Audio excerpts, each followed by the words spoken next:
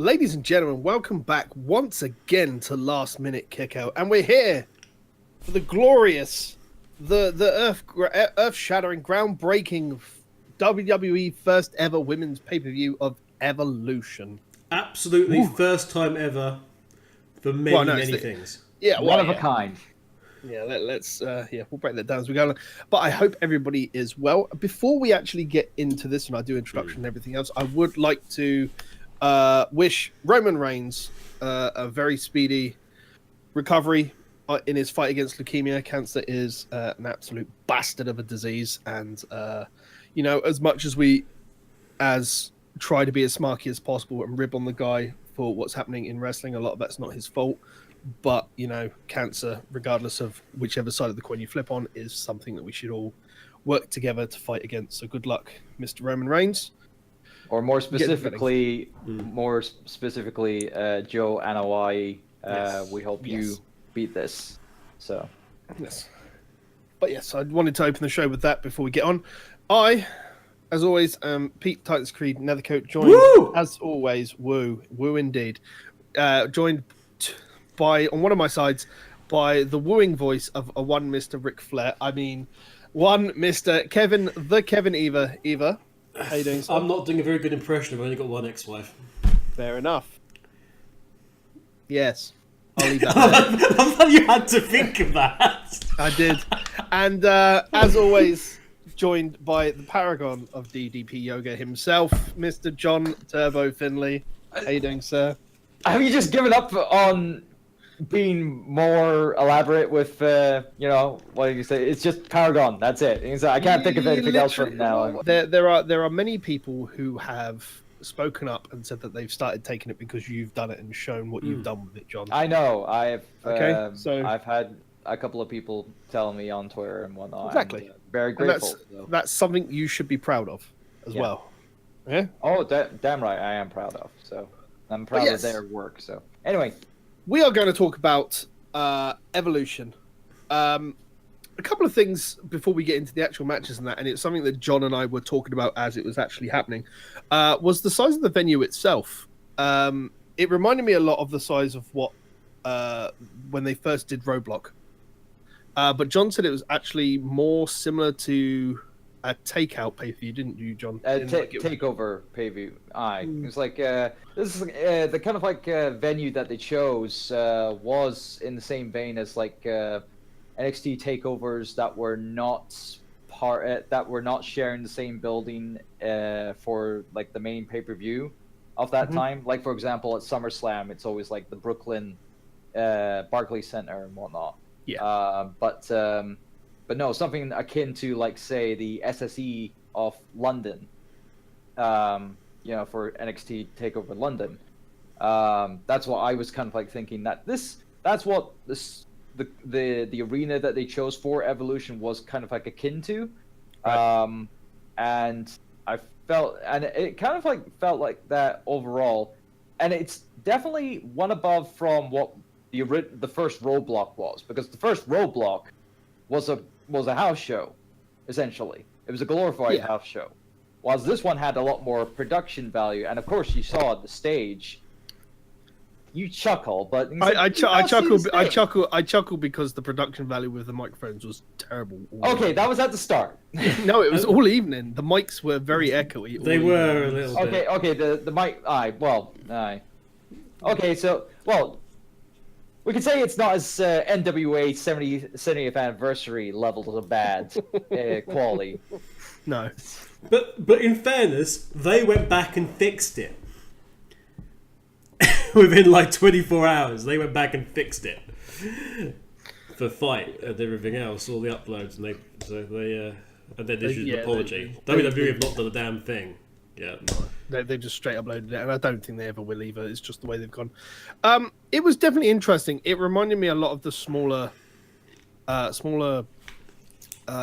like as we was talking about the NXT shows and everything else, because the crowd just seemed very into it all the time. Oh yeah, like all the time. They were just always going, and it was nice to have just a positive energy throughout the entirety of the evening. And it was only what 3.5 hours. I think it was even finished quarter of an hour earlier than it was actually billed to finish. Yeah, So, it clocked in about 3:15, and then there was sort of a bit of a celebration. There was a big old video package at the end, which sort of padded it out to 3:30. Yeah, I'll be honest. I think a couple of the last matches should have been flipped around, but it's obviously. Oh yeah, the times for matches were all over the place. Yeah, there was only one that was really longer. Everything else clocked in roughly about 15 minutes. I think is an average time, with the exception of the last woman standing match. Yeah. Which isn't bad. It's a good time for everybody. But yeah, I think we should get started. The first match on the card was Trish Stratus and Lita against Mickie James and Alicia Fox, obviously replacing Alexa Bliss because she wasn't medically cleared, unfortunately. This was never going to be a barnstormer. It was always going to be about the nostalgia of seeing Trish Stratus and Lita back together again. The match itself was pretty fucking awesome, to be fair. Lita had more ring rust, did a couple of more obvious botches, but Trish was pretty solid all the way throughout. And the actual big spot of the match was the Trish and Mickie actual point. There was a lot of hype for that, and when it actually went ahead, the crowd were super with it, and it was really, really good to watch. I enjoyed it because they had the sort of the stare down at the Women's Royal Rumble, if you recall. And there was a very, very brief getting into it there, but it was sort of truncated really quickly, and everyone was kind of disappointed. But yeah, obviously everyone had it was a really good one to kick off the pay-per-view proper with everything going down. There was a running theme of the trios coming out in some kind of theme with their outfits, because we had a sort of bizarre Alice in Wonderland trio in terms of Bliss, Foxy, and Mickie. Yep. And then the Bright Straw came out later on as, serial horror killers. clowns, yeah. Which was Halloween! Halloween! Also, murder! And their opponents were all purple and glittery. Absolutely. So it was, the women definitely went all out, which was really cool this evening. I really enjoyed it. It was a pretty good match to open with, to be honest. I wasn't expecting this until later on in the card, to be completely honest. I was actually expecting Sasha Banks, Bayley, Natalya versus the Riot Squad to open. That's a good point, actually. Yeah, because you would have wanted the nostalgia act to be a little more deeper in the card to kind of like keep people invested. But I think it was okay. It's very good. Yeah, absolutely. Yeah, it's like Trish and Lita, had their moment in the sun with this little reunion as such. And Mickie James obviously still keeping on top form and whatnot. The only person I have a problem with is Alicia Fox. Again, Alicia Fox, the longest tenured WWE female performer. I still can't fathom that. You got to remember. They even said it on the commentary. Is that they actually acknowledge you won't believe this, but the woman has the best Northern Light suplex. Yeah, that was a beauty. That is it. But I could watch that Northern Light suplex all day, legit. That is a really nice move. Timings and everything else, awful. Yeah. Northern Light suplex, abuse. Somebody just get her into the performance center to teach people that Northern Light suplex. Just an entire specialized class with Professor Alicia Fox. That's all you need. Oh, she'll be in a lab coat then. Absolutely. With a very fancy hat and very many pockets, all of which have sequins. And yeah, but there was obviously the timing botch. Yeah. The that's what I'm pointing out. Yeah, referee. Yeah, the ending of the match being obviously not the proper end was quite questionable. But, I mean, the crowd called it out, but then they were pretty much behind the actual finish anyway. So I mean, it literally went on quick dive, but straight back up again. So Yeah, can't to really get the complain feel with that. good moment. Yeah. MVP of the entire thing by an absolute country mile, Mickie James. Mm-hmm. Mickie James kept that thing going. It was her driving the whole thing. Mm-hmm. Bumping like crazy, doing the whole thing. Really, it's just been evident by her overall work ethic since she came back to WWE.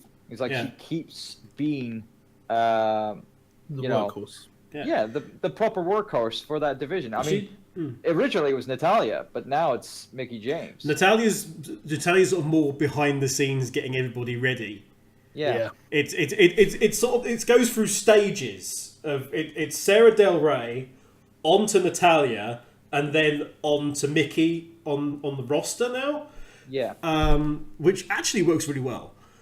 Mm-hmm. But yeah, lots going on there. Like I say, as you mentioned, Mickie James's work ethic is great.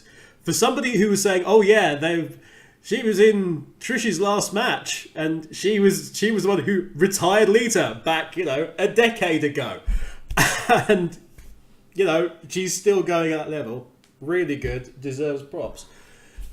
But yeah, we had everyone. We got the double Lita salt. Everyone got to go home happy. Thank God she didn't. I was worried for that spot. Well, there came to the point. There are three notable moonsaults in this entire pay-per-view we need to talk about. One was the double Lita salt, which looked good. I will come back to the other two as we go through them. Yeah. But yeah, I think it was a really good match to open the pay-per-view, to be honest. I'm sorry, I just remembered what number 3 was. Yep. Oh yeah. Oh yeah. Moving on. Yeah. A really good match to open the pay-per-view, and set the tone, I think, for pretty much the rest of the evening. Yeah, because it would only just get progressively better as the evening went on, and the crowd was totally invested throughout the whole night. So I'd agree with that. Yeah. So moving on to the Women's Battle Royal. My only, as you always are worried when it comes to Battle Royals and Royal Rumbles, is the old time, the old guard coming back and maybe not losing their ring rust and everything else. There's always that worry they're not going to do well, but they pretty much did it. I think with the exception of, one spot by Ivory, where I'm not sure if she was meant to go out or not. Pretty soon after the dance break with Carmella, which she got jumped. And then I think you could also akin to London Blaze, aka Medusa, because she was she got a bit hung up. Yeah. At times. Her legs. So, but I mean, other than that, I thought it was all right. I think I would have preferred Ember to have won and then pulled the trigger on going for Ember. Same here. But obviously they're gearing up for Nia Jax versus Ronda Rousey. And she did get something. Ember Moon did get her victory. She eliminated Asuka. Which is about, I guess, the end of that particular story. Until they specifically talked about that, yeah. Yeah, I posted up on Twitter the gif of them going at it, and of course, inside my gamer head just came out to BlazBlue cross tag battle, and it's like, can't escape from crossing fates. Yeah, everyone, the crowd went absolutely nuts when they had the stare down. The NXT chants were loud as hell. Oh yeah. There was some stiff hits. They went for it. Yeah, this was definitely a crowd that was watching the NXT product way before, at the same kind of like the same people who want these women to be, showcased more and whatnot. So it was definitely, big. Yeah, I like the makeup of the Battle Royal in its entirety, not just. I like the way it went down as a whole, as you mentioned, Pete. It wasn't a case of, oh yes, the old guys come along and then sort of put to the sword the new guys. It really was a case of from the very beginning. Yeah, we got rid of the Iconics, so what? But then obviously it was all very much welcome to our world again. I'll be honest with you. When it was, since you mentioned the Iconics, it did raise the point I wanted to make.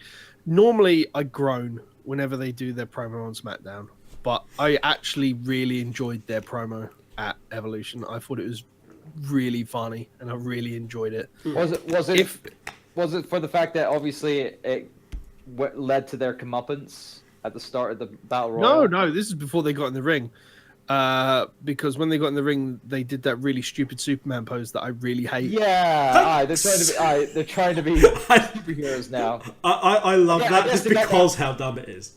I was gonna say, I think they've been getting that from. They must have gotten that spot from Hurricane Helms. Maybe, but because they're wearing those T-shirts with the slit in the middle of it, it just looks like every time they do it, because they specifically go to pull apart, it looks like they're just showing off their midriff every time. And I'm just like, really? Well, apparently that's a thing. Some people like that. We do CrossFit. It annoys me because it feels like they come across more as divas than they do as they are women. Yeah, they do act more diva-ish than the WWE women superstars that are supposed to be the product now. And as a result they're heels. Yeah, it's the same formula with Maurice. Yes. In that way. And Eva Marie. And Eva Marie. Who? In that. All Red Everywhere, or whatever her nickname was. She hasn't existed for a long time. The nickname we didn't really need to know. Mm-hmm. No, All Red Everything. All Red Everything. Well, it's still TMI. Yeah, everywhere. If it was everywhere, then yes, you could. TMI all over. But yeah, good stuff. Oh, one thing I wanted to note: the freaking pop Molly Holly got. Yeah. Oh, yeah. Yes. Yeah. Damn straight. I have never known a wrestler's stock go up so much after they've gone than Molly Holly. Other than Cody Rhodes, obviously. Different situation. He's still an active wrestler. Yeah. At the time of recording. But yeah, she got the roof came off the place for her, well deserved, and then she got knocked out pretty much immediately, which sucked. But I have a feeling it's to do with I don't think she was fully ready, is what it was. No, I don't think she was either. But everyone was really disappointed as well. The crowd sort of deflated a bit. But there was some good performances from the ladies. Actually, yeah. I'll give Tamina. Actually, she made an impact as hell. Yeah, she had a really good showing. Her versus Nia and everything else. That was really good. There was a weird thing because her hair is so sort of frizzy and everything. She kept having like these single strands of very dark black hair across here. It made her face look like she had like evil veins. Because I kept sort of double checking. It was like she's got like if you've ever seen Buffy the Vampire Slayer when Willow goes evil. Mm-hmm. It looks a bit like that. And it was strangely effective. But other than that, Ivory was the longest lasting veteran. And she was still going. Yeah. That was a slight surprise. Michelle McCool obviously had her spots and looked good. As the commentary mentioned, she could probably just start up again anytime. No Stacey Keebler, sadly, but we had Tori Wilson. We had Tori Wilson, also known as Alundra Blaze 2. Mm-hmm. Because Michael Cole kept calling her Alundra Blaze. Alundra Blaze is in trouble. No, Alundra Blaze is the one with the Alundra Blaze costume on. That's Tori Wilson being chucked over. Oh well. Alundra Blaze, the only person to be eliminated twice. But yeah, what was the order of elimination? Let's have a look. So Peyton Royce, Billie Kay went out first, obviously. Molly Holly third, Kelly, Tori Wilson, Sonya Deville, Alundra Blaze, Maria Kanellis. We haven't talked about her. It was nice to see her back 5 months after having a kid. That's insane. Yeah, and her kid was actually with Mike Kanellis in the front row with the cute purple sound protector ear. Bless, only young. Mm-hmm. Yeah. And to tell you what, she got a load of offense in as well. She looked really good. That's probably the most offense she's got in the entirety of the last 3 years. I really hope if she comes back properly, they ditch that crap music. I'm so tired of it. Yeah, Lana, Mandy Rose, Dana Brooke. Didn't see a lot of, unfortunately. I was hoping Dana Brooke would be more visual on that. She had a nasty elimination. That was horrible. She did get her, flip springboard elbow spot in, so that was something, I suppose.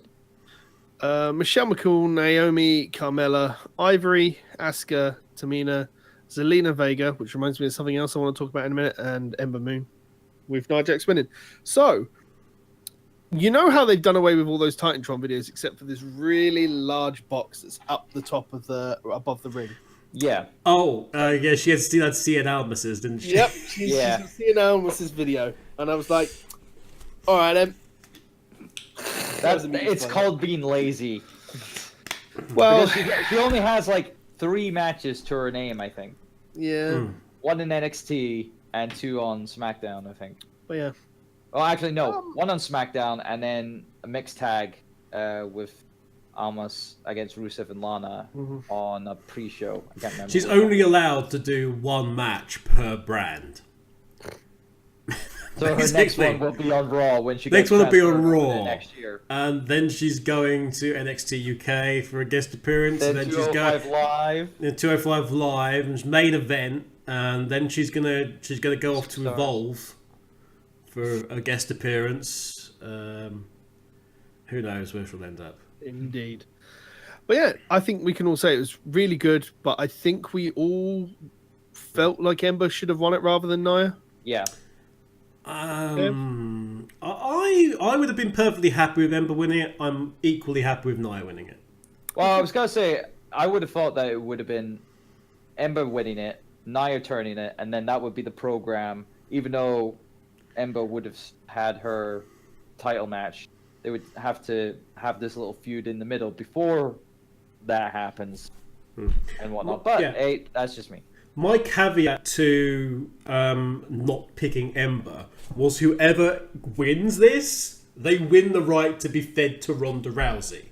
Now, storyline-wise, Nia and Ronda, their rivalry was effectively interrupted by Carmella, was it? Yep. Was it Carmella?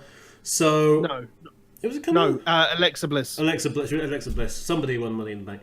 Yeah, Alexa Bliss, yeah. So their rivalry was sort of interrupted. So they've got that to go to, and that sort of buys time. But we don't want Ember really fed to Ronda Rousey machine just yet. Ember will do very well against someone that's a technical wrestler, someone that's a bit more not just going to stand there and knock you over in 10 minutes type of thing. Yeah. I don't know. Well, I think we'll probably see Ember put in a title picture when she's moved brand. I think that's what we'll probably see. Yeah, let's move on to the finals of the 2018 Mae Young Classic. Toni Storm defeated Io Shirai. I think I've got that right. I think it's supposed to be Io Shirai. Io Shirai. Oh yeah, because didn't they on the semi-finals they put it as Iro? Aye. Well, yes. Well, one of the which means something Iro. Completely different. Yeah. Or Arrow. Yeah. 34. Of John Cena's house rules. This was a fucking stunning match. It was. It was absolutely fantastic. So, granted, it was a little shorter. 10 minutes. I mean, it was 10 minutes, but shortest match on the card. You got to remember. You got to remember, like at 10 minutes 20, like the opening match of a tag match was 11 minutes 5. Like, also, they are effectively the people who aren't necessarily contracted to WWE. Yeah. So well, you say that, but at the moment, well, Tony Storm's on the UK No, actually, brand. they are both signed to WWE because Tony Storm's part of the NXT UK brand. At a lower level, so I can understand there being less, even though it was the final of the Mae Young Classic. But very crisp. That leads me to my one kind of like criticism to this event was there wasn't enough NXT women's representation because there was a lot of good women on NXT that could have had a match here on Evolution as well. You could have had some extra women represented in the Battle Royal. Yeah, I think that would have been the best place to do it. And personally, myself, which to be honest, I did call there was going to be a women's Battle Royal at the end of our last podcast meeting. I did say that. Congratulations. Did say it. I've got it on tape. But the one thing that I was kind of annoyed was that Nikki Cross, she was at Raw when they announced this. And she wasn't there. Why the hell was... Now that you've said that, why the hell wasn't Nikki Cross on this pay-per-view? She's like a key part of the NXT's main storyline at the minute. Yeah. So I'm kind of wondering why she was just left off of the card. Was she just there and then they forgot to put her in, or she wasn't supposed to be on Raw in the beginning? All I can imagine is that somewhere in the future, Stephanie and Trips are going to open like their hotel door and then find Nikki just lying on her back looking up at them and going, I know what you did. Just creep them out and follow them around everywhere. That's what you get for not booking me on the card. I imagine it would have been disappointed, but I mean, at the end of the day, like maybe they don't want to spoil what they've already got pre-taped for NXT, or maybe they've got something specific they've got planned with her. Why was Tony Storm cosplaying as 1994 Shawn Michaels, by the way? What was going on with that? She's Aussie. What? She's New Zealand. She's in New Zealand. That massive connection between 1994 Shawn Michaels I don't know. and she's an Aussie. It's like, was 1994 Shawn Michaels cosplaying as an Australian? Absolutely. He was on Neighbours all the time. That would fit in with like 1990s WWF programming though, where they're trying to represent just random things from around the world. So you never know. It might very well have been. I don't know. It was really, really good. Obviously, the big stick out thing was moonsault number 2. Woo! Genius of the Sky. Yep. Io Shirai is better than the moonsault she actually did in the Mae Young Classic, where the knees to the actual ribs. Oh my god, it looked so horrible. I remember that. Well, granted, that was the only one that kind of like made contact to anyone. Well, yeah, the other one missed completely. Well, the other two missed. Yeah. But, no, it's like, yeah, I could definitely say out of all the moonsaults that she'd done in the tournament, this one at Evolution was the bearer. So, It was a really good match. I really enjoyed it. Now, I mean, John's obviously picked up on how quick the matches were, but I mean, I'll be honest with you, it's it didn't feel like there was a lot of stoppage in between, and it just felt like the flow of the pay-per-view was actually really good. At points, yeah. But I would much rather have normal WWE pay-per-views have this kind of flow. The main roster pay-per-views have this flow, be this quick, make them shorter matches, because then they're not trying to draw out the length of a match. Yeah, but they're also filling in the time with all these promotional packages and, kind of like advertisements for these, organizations and stuff like that. Including the most important one that we needed to advertise at this particular pay-per-view, Crown Jewel, everybody! I was going to say we'll talk about that later. But, yeah. But no, overall, it's like, I liked Tony Storm's performance and by God, Storm Zero. I'm surprised she's not banned from using that. Being that it's kind of like a package powerbomb kind of like style thing, and heck, even Kevin Owens isn't allowed to do that pack. Well, this is a package pile driver, but no. Well, Cole called it correctly. It's a Tiger Driver. Cole actually pointed out in Storm's Era, it's a Tiger Driver. And yeah, I mean, you see them only very, very rarely in WWE, so yeah. Well, it just adds to the uniqueness to Tony Storm. Absolutely, not a move anyone's doing, which makes a finisher more valuable. Yeah. But yeah, it was really good. Couple of notable spots. I'm really tongue-tied this evening. Yeah, it was really good. I enjoyed it. And I'm going to move quickly on to a match which was a lot better than I was going to give it any sort of credit for. I wasn't expecting the next match of Sasha Banks, Bayley and Natalya versus the Riot Squad to be anywhere near good. But it actually blew my expectations out of the water with how much of a show these guys actually put on. It was really good to watch. Enjoyed every minute of it. Yeah. It was a really solid match. Bayley was facing peril, which is what she should have been. Yeah. The Riot Squad were on top heel form, isolating, Natalya's double sharpshooter. Mwah! I will mark out anytime I see a double sharpshooter because it's something that's hers. It looked good as well. Like they weren't stacked right on top of each other. They were stacked slightly to the side, and it was just like it looked good. It allowed them to sort of fall apart and separate, if you like, on the twist. And it looked like it hurt. It looked like he was really putting the out of the multitudes she's tried this move in matches and whatnot, this is probably the cleanest she's actually done it for. So, I'll commend her for being able to pull it off so fluidly this time around. Big pop for that. Make it look incredible. She had a small flurry because she spent most of the time being knocked off the apron. Yeah. In fact, that was one thing that annoyed me actually when the intro came, because it was the three of them coming down to the ring, and it was like, look, there's Natalya. Moving away from Natalya, we're talking about Bayley and Sasha because they're the future. It was like, well, can we talk about Natty a bit? Because she's kind of important to how this whole thing is evolved. Yeah, she is a cornerstone to this whole thing. She's one of the cornerstones of this thing. And it's lovely about all the other stuff, but, foundation... Quite well, the heart foundation, literally, of the women's division. There we go. I mean, unfortunately, it feels like the biggest part of Cole's job was to really differentiate the old guard to the new guard. Yeah, that was clear.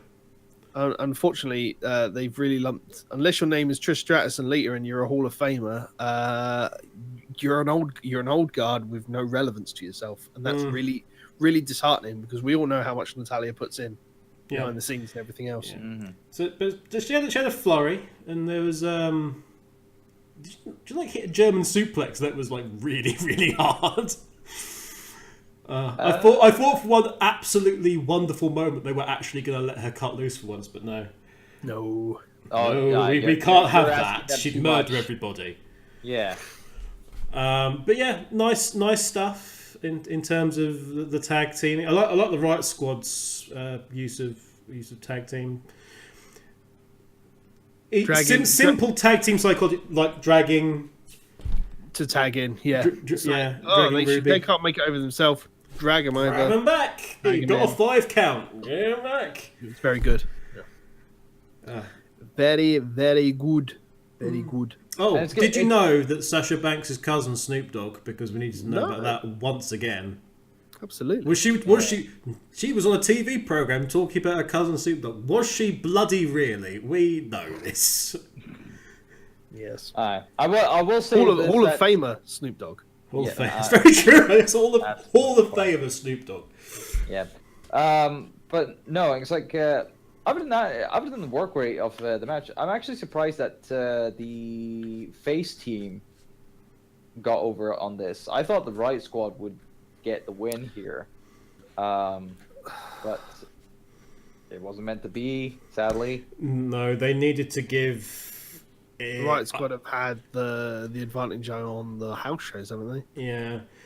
Plus, Raw, Plus, this is one of the ones where, we need to give Sasha the pin. Yeah.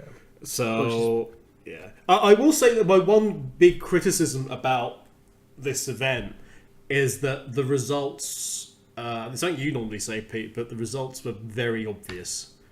As to They was were. today. We are actually coming up to the next match who I actually didn't think was gonna win. I thought it was going to be a retaining championship actually, rather than the only championship handover of the actual evening. But yes. So Sasha get the pin. Everyone's happy. Yeah. Apart from Rice. Absolutely. Moving on to, as I said, Shayna Baszler versus Kairi Sane.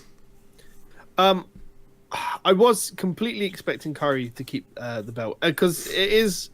There's been a few exceptions in NXT history where you actually have a double champion before they move up to the main brand. Like a 2-time champion. Yeah. Like Joe was one, I believe. Yes, he was. And I think he's the only male. He is the only male to have that honor. My whole thought about this was that they would have moved Shayna Baszler up to actually be a credible threat for Ronda Rousey. Not yet, no, but that's what I thought they were going to do when I found out that when I found out Baszler had already dropped the title. I thought Kairi's going to keep it. They'll move Baszler up to the main roster, and they'll do this whole MMA background versus MMA background thing, and make it a kind of technical match, which we haven't really seen from Ronda Rousey yet, which would be really interesting to see in a market in an actual ring sort of thing. But that's down the line, like 2 years away. That But this was interesting because it was used as a springboard introduction to the MMA horsewomen as a group. If I hear the 4 horsewomen of MMA and the 4 horsewomen again, and that's because Cole very specifically said one of the horsewomen. Yeah, no, he did, and I think that was. I'd be more inclined to believe that was deliberate. It absolutely was deliberate. To start moving that along. Absolutely building up for that down the line. Yeah. That's without a shadow of a doubt, that's going to be a thing that's going to happen down the line. Do you think it will be this Survivor Series, or it's going to be no? That's in a year's time, and then like a year after that, you get the destruction of the MMA horsewomen, and then you get Baszler Rousey. Yeah. But the overall work for the match was really good. I have to say, the fucking referee, with all these interruptions in this match, the referee was fucking blind as shit. They got. It was an important night for nods back to the past, and they got one of the Attitude Era refs back. Can't see a thing. Has the constitution of a feather. Well, being it's a female referee this time around. She didn't see anything. Yeah, Grant. What was it? It is supposed to suspend your disbelief to the fact that she's definitely not seen all this interference happening and whatnot in the match. And not calling for the bell for DQ finish and whatnot, but it's like they needed to build the storyline, and the referee's kind of like positioning was just a bit, It would have been more credible. It would have been more credible if the ref had taken a bump, then all of them had jumped the barrier and jumped Kairi. That could have worked. It would have been more credible for that to happen rather than all the separate punches in. Yeah, more as a unit. Like the typical kind of like bump would have been if Baszler had the submission in. Exactly. It's backwards. Baszler is big. She moves around a lot and she throws some heavy hits. Kairi Sane's nimble, can dodge out the way of stuff. It wouldn't be outside the realm of possibility for the ref to have taken a bump, and then we could have had the dusty finish that way. It would have made sense, and it wouldn't have looked so daft. That aside, it was a good match. Yeah. I'd agree with that. What you were going to say something? The other thing I was going to say was all Shayna contrives to ref bump, or like sort of knowingly like punches the ref or something. Yeah. Because that's sort of slightly more in her character as well. Actually, I was going to say, a la Eddie Guerrero. Well, no, Eddie was cheap, but this is more of a straight taking out the ref. Right. Also, like an Undertaker. Well, not even an Undertaker, because Undertaker is just like, you bastard, punch. A Triple H take out the ref. But I mean, this is my opportunity. Oh no, sort of one, as opposed to. So Cassius comes in. But you know what I mean, as opposed to that, as a more calculated, meticulous, and sort of more premeditated take out of a referee, as opposed to something that was definitely planned out in advance. Yeah, as opposed to Undertaker rage, or I have someone up on my shoulders and twisted round. Oh no, their feet have made contact. It would make sense because she is the Queen of Spades. Yeah, she has an ace in the hole. She has indeed. She has several, apparently. Yeah. They're her magic aces. Indeed. No one will get that reference. Well, she's the ace of spades, so I imagine they'll all be an ace of something. Bullet aces. Indeed. Yes, let's move on to the first ever on a WWE pay-per-view last women's standing match. Let's completely... Never seen before anyway. We never had a last women's standing match on NXT. Never seen before anywhere. We've never had a last women's standing match on Raw. Never had a last. Yeah, it's the first ever last women's standing match on a pay-per-view. Kev, what are you pointing out there? I don't know. Sorry, I've got an itch here. Yeah, have you? Terrible itch. Yes. It wasn't actually a takeover. It was just on NXT TV. Was it really? Yes, it was just NXT TV. Nikki. Why would you give away that kind of match for free? They did it twice. They did it on Raw as well. Wait, ignore that then.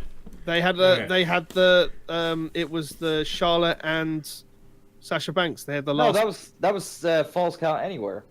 I'm quite sure it was the last women's standing match. Somebody should look that up. If only there was a thing that we could do. It could have been Falls Count Anywhere because it was a submission win, I guess.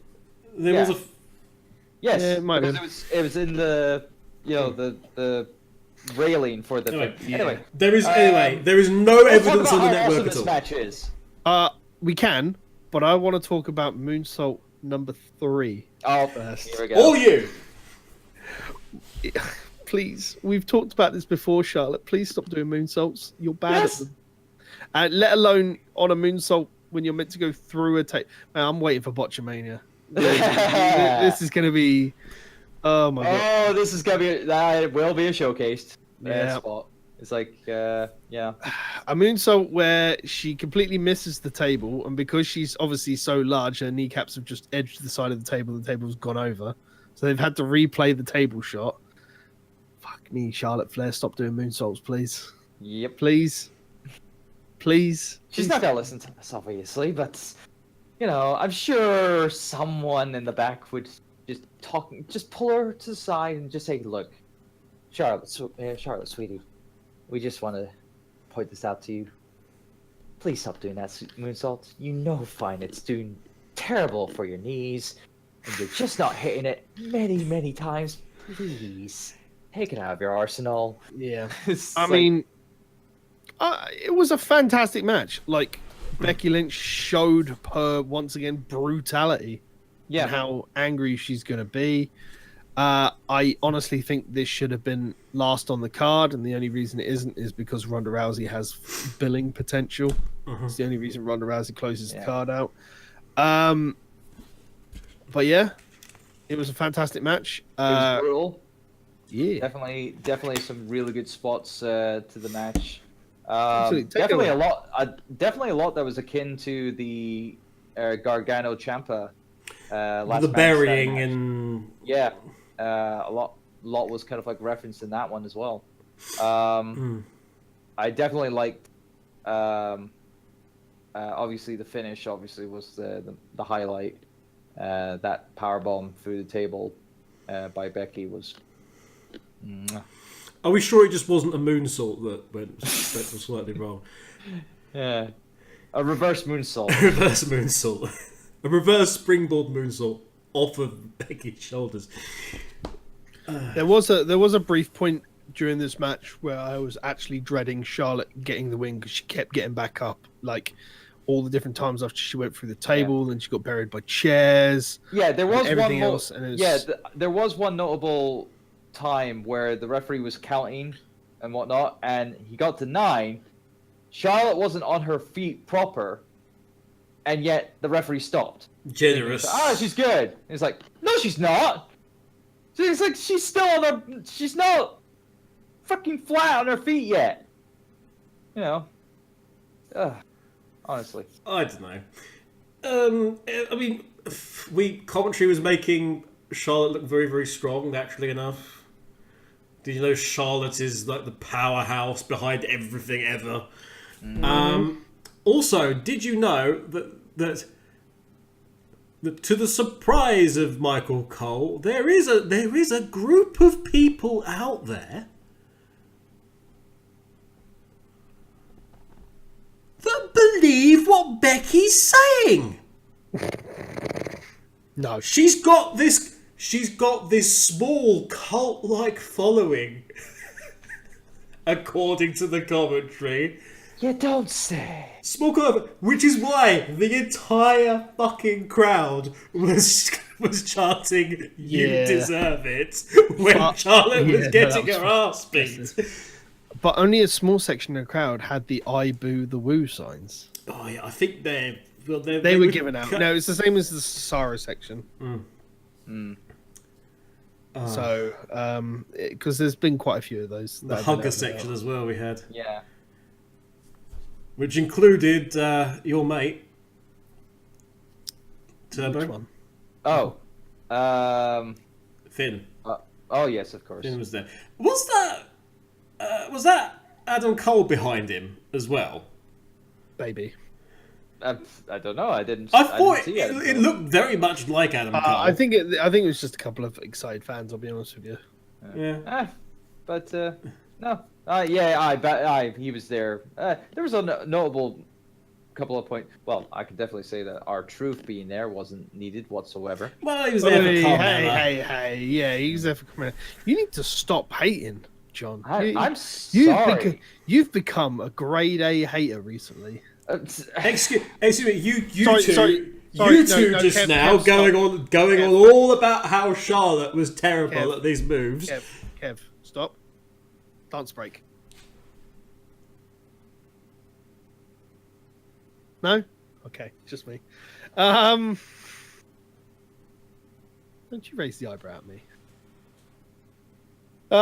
It was fun. Look, I'm really enjoying it at the moment, you know.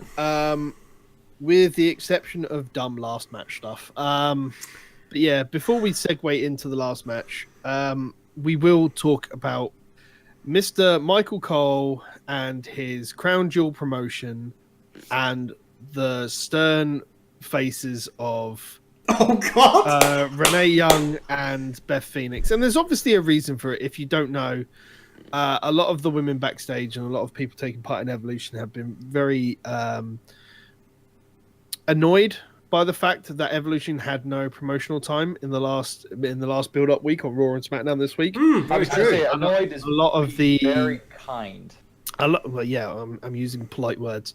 And a lot of the talent have put out, like, on their personal Twitters and everything else, they put up standard, like, whatever faces, you know, and, like, you can't believe this. And whatnot, yeah, exactly. And they can't believe it. So the stern faces, like, just... I can't believe Michael Cole is talking about this face.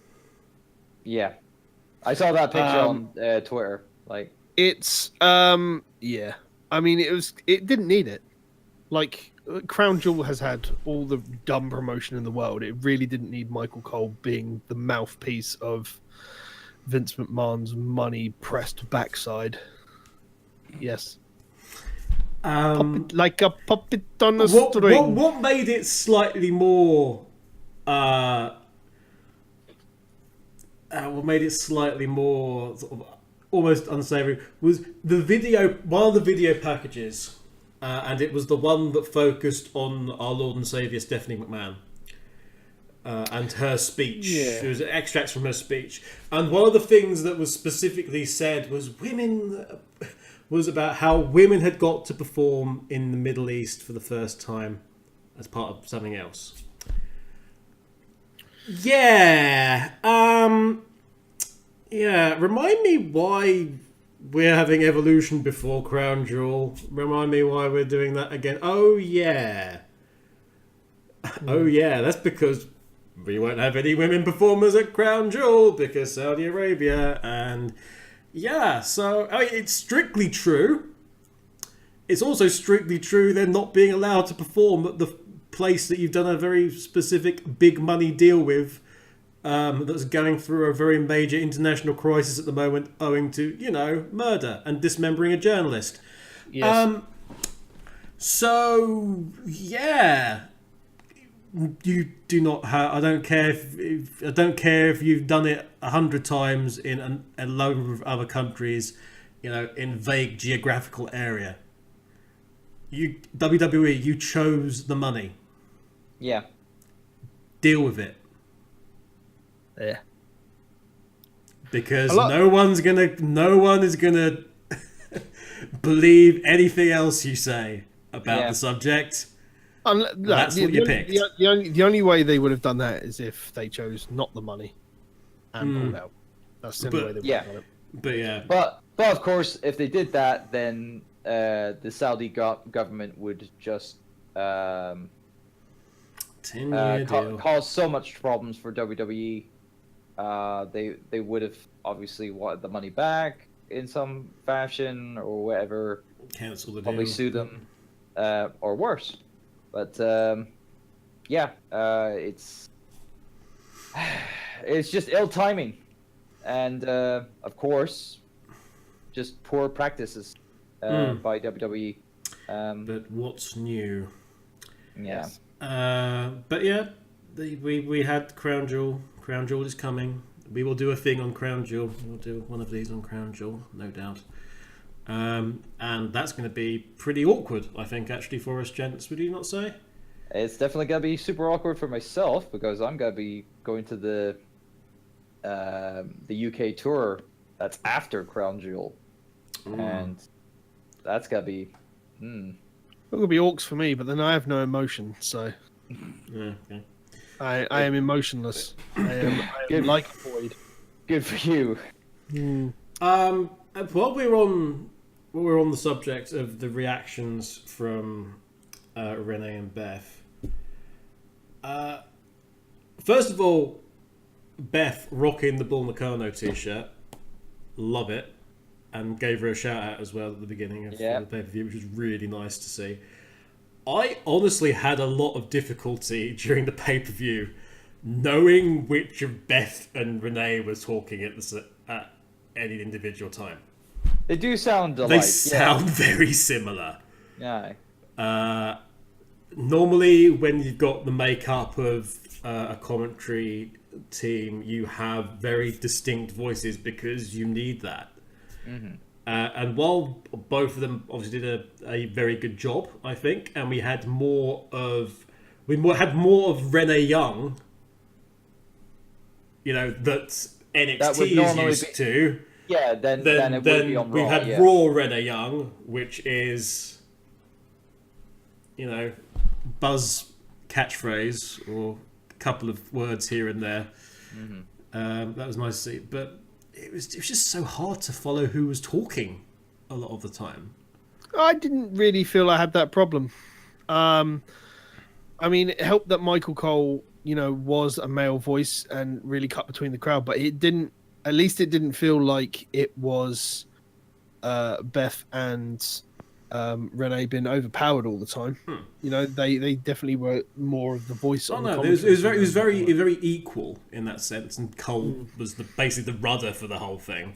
But it was just actually it felt really weird. It feels really weird saying that, but I honestly couldn't tell the difference half the time between when Beth was speaking and when Ray was speaking. And then maybe it should have just been a 2-person commentary team. Maybe. Or get Ronaldo. No, they're not going to put Ronaldo on the main roster stuff for he doesn't want a it, while, does he? if ever. No, he doesn't want it. He's happy. If anything, it would have been Graves instead of Cole. But And Cole is let's Cole be is grateful the that didn't happen. mouthpiece. What was the thing? Like, I mean, we'll talk about this in a minute. But even during the Rousey and Bella match, there was a point where the camera was positioned so you could see the commentary desk, and Cole was texting during the match. Yeah, I saw a picture on that on Twitter, and I think, in fairness, they always do, and he's probably getting messages from the back and all sorts. You never know. Yeah, you never know. They got headsets for the stuff to get pulled through about what to say and everything. That's what they're there for. But anyway, Vince isn't talking to you now, is he? Yes, that's why I wear these headsets. Talk to that. Stop shouting in my ear, Vince. If only Vince was paying me the money that he paid Michael Cole, I'd appreciate that. Yeah, but I don't think you'd want. No one wants. Is it because it'll be dripping in oil? No one wants Michael Cole's oil job. dripping money. No well, I could claim I'd be a war correspondent. Yes, but he genuinely was a war correspondent. The Monday Night Wars does not make him a war correspondent. Look, I know Friday night in Portsmouth can get a bit rough, Pete, but it's not a war, okay? Sorry, I forgot about you and all your Birmingham bitches. Yeah, exactly. Don't start with me. One. Let's talk about Rousey versus Bella. I think it's quite obvious to say no one actually gave a living fuck about this match. In terms of, like, you know, caring about the outcome, yeah, I guess. We all knew Rousey was going to demolish Nikki Bella. Yeah. You know, but it wasn't as dominating of Ronda, because it's now the case that they are trying to make Ronda more susceptible to, you know, the talent of WWE. Like, she can't just dominate, like, you know. She showed some vulnerability. Yeah. It wasn't a one-way street. But they haven't stuck her up against anybody feasibly on the roster yet that can literally fight her. That's the problem. This obviously it's a case of twin magic happening again, where it was obviously she was fighting wrestling tactics. Yeah, was the story throughout. She was fighting what wrestling is, in a way. Yeah, it's not just a fair one-on-one match. Yeah, it's like you have to take into consideration any distractions, and of course, no, absolutely. But I mean, Bella was the distraction for that match. The only way that Rousey is going to lose currently, I foresee, is until she gets into a feud which lasts against the same person for multiple times, and it has a weird stipulation on it. You know. Which can include like weaponry and everything else, or they move someone that's of MMA caliber up to the main roster, and we see something that's more technical and someone that can go toe to toe with Rousey in terms of their actual history and billing and everything else. But on the plus side, I'm looking forward to fucking Survivor Series where Becky Lynch goes toe to toe with Ronda Rousey. I think that's going to be fucking amazing. Do you think that's going to be the case? Yeah, because she's already popped off on Instagram. Oh, has she? Oh, all right, okay then. I thought they were just going to ditch the whole SmackDown. Survivor Series is the night of champions now. They're keeping up with this Raw versus SmackDown thing as Survivor Series. Right. Fair enough. So I'm looking forward to that. That's going to be a fucking stellar match. That will be quite the match to watch on Survivor Series. So looking forward to that. One thing I will say about this match, I really like the start of it. I really like the start of it where it was basically Ronda just going, you know, hey, I can just take your arm at any time. It's like, have another go. Have another go. How's this go? Oh, I've got your arm again. Oh, well, don't worry. Don't worry. Have another go. I really like that. She's basically playing with her food. Yeah, exactly. And the pole bump, when she was posted, that was really nice. I legit thought that she'd just gone straight into the post. See, Ronda is learning. Ronda's learning. Yeah, and she is a fan of this industry, and she wants to learn and adapt and become, this sports entertainer now. It's what I mentioned on one of the previous shows, in that Ronda Rousey and selling, you wouldn't really think as a marriage there, but she sells really well, and she's putting together some little gems of working here and there. So I don't know, promising, far more promising than way back when we were just sort of looking at the initial appraisal of things and just going, yeah, legit impressed at the minute. Yeah, she's getting better, absolutely. But as I said, like, a Ronda Rousey match is not fun to watch right now. All the match encouraged me to do, and this is legit what happened, because I've not long finished watching the pay-per-view. All it encouraged me to do was, because I was watching the end of it with Kat, all that encouraged us to do was basically to go on YouTube and find out the Toto Bella bullshit episodes with Miz and Maurice. That's all it encouraged me to do. Yeah. The promo they actually did for that was really fucking good. The Ronda Rousey Nikki Bella one. Oh god, that's because it had Paul Heyman. Oh, did it? He had Paul Heyman's input. Oh right. Paul Heyman is basically producing Ronda Rousey, apparently. Good. He was the one who had the line about the only door you've been knocking down is the door to John Cena's bedroom. It only makes sense. Yeah. Was it good? Paul Heyman was involved. Absolutely. But yeah, I think that leads us to the end of this. Which, as usual, brings us to scores on the doors. Mr. John, you can start us off with a number. I was going to say a solid 9. This is definitely a really good pay-per-view. Overall, like I said at the start, the matches was just getting better and better throughout the night, and the crowd were active. The only downsides I have is the slight, kind of like timing, stuff like that, and of course probably the same for yourself, Pete. The kind of like matches in different order and stuff like that, and having, the one nitpick, having all 3 title matches in a row was a bit questionable. But other than that, I think this was a solid show, and give it a 9. So I've probably given anything. Yes, I think so. Pete, what do you say? You after you. What say you? No, after you, Mr. Kev. Shit.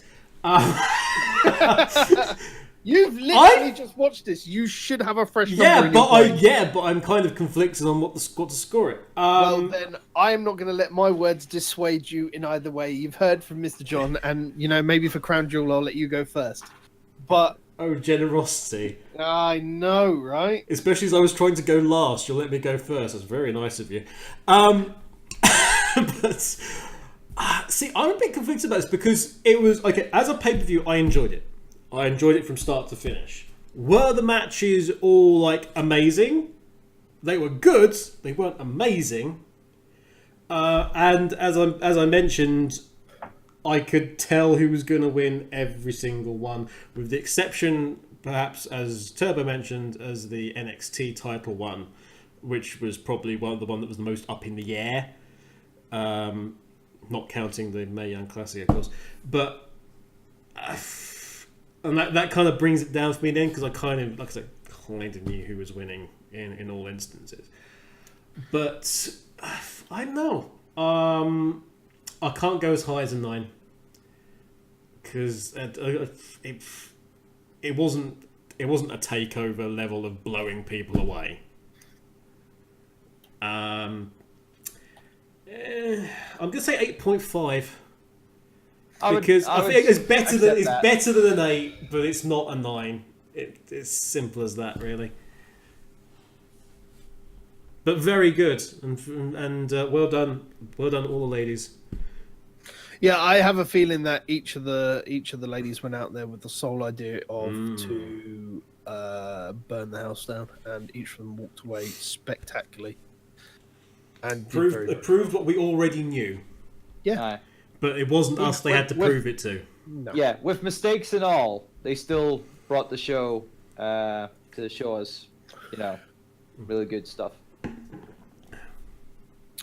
It's interesting myself. I'm definitely not going to score it as high as you two. I feel like the obvious problems. I'm not so much bothered about the order of the actual card itself.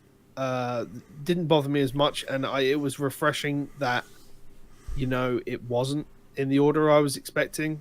Having the title matches last means that they respect the belts, which is fair. I've got no problem with the belts all being on last.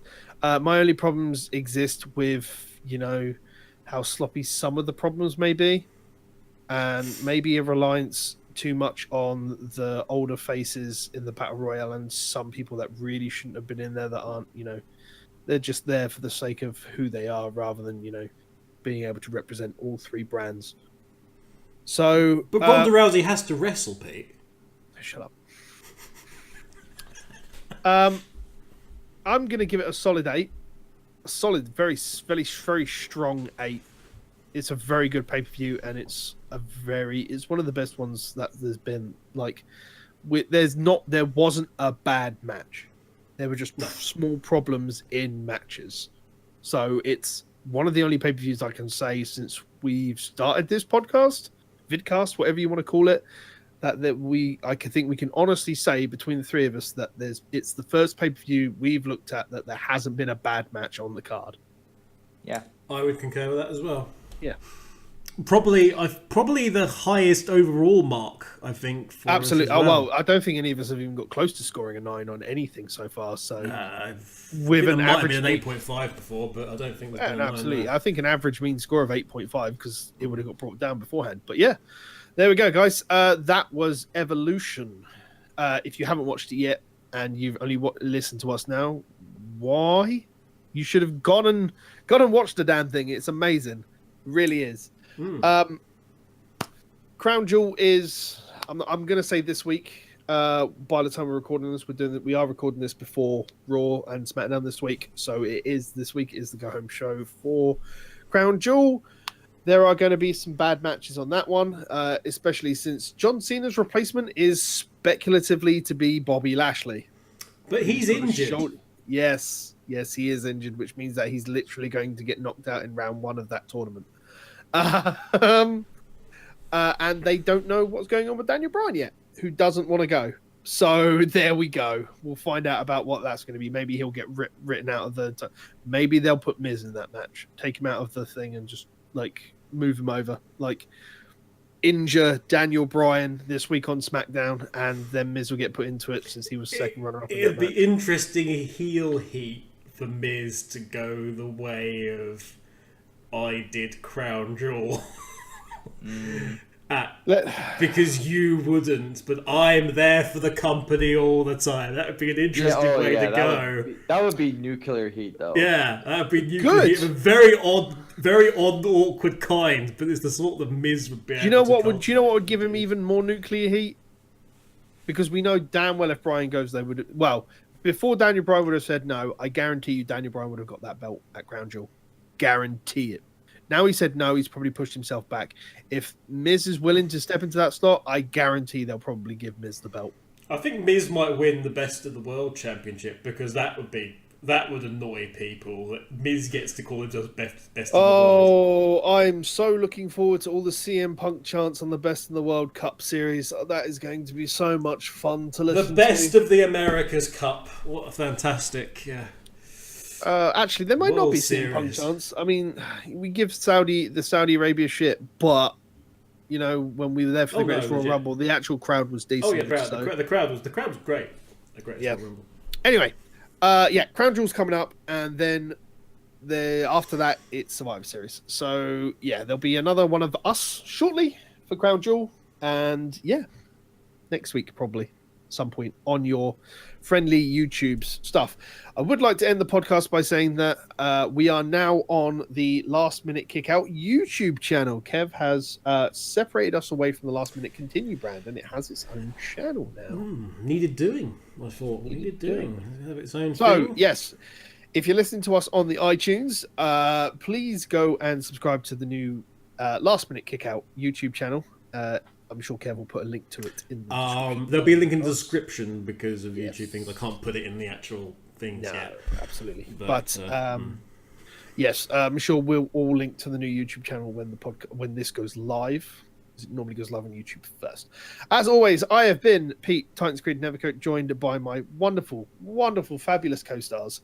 One, Mr. Kevin, the Kevin Eva, and one, Mr. John Turbo Finley, parentheses, Paragon of DDP Yoga, end parentheses. TM. Trademark. Registered, copyright.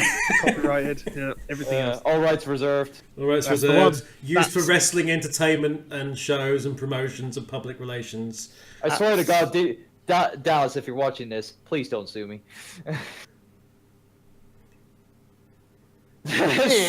I have a lawsuit for you. Bang! Exactly. That's it. He just drops it on your desk like that. Until the next time, ladies and gentlemen, thank you very much for watching and or listening if you've been on YouTube or on the iTunes or wherever you're listening to us. Thank you very much for watching and or listening. And as always, we will see you next time. Peace out. Bye, everybody.